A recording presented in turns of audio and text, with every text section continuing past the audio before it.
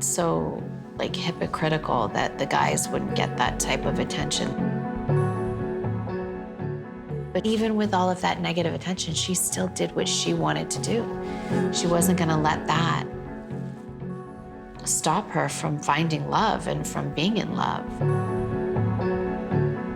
She did feel some guilt and shame, but she wouldn't apologize for it. And I think that that's really key. She said she had no regrets.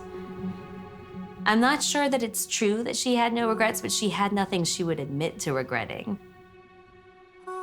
No matter how difficult it made her life, she showed us that love was a priority.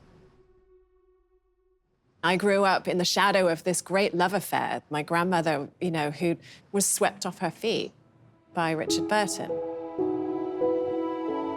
She talked to us about the power of that love.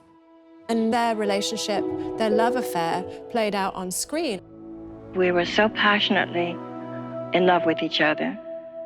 It was so intense that it was almost abnormal.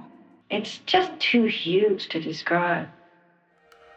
Nowadays, they make up name power couples with a combination of two people's names, but it was, all the movie magazines would have Liz and Dick, Liz and Dick, Liz and Dick. It was everywhere.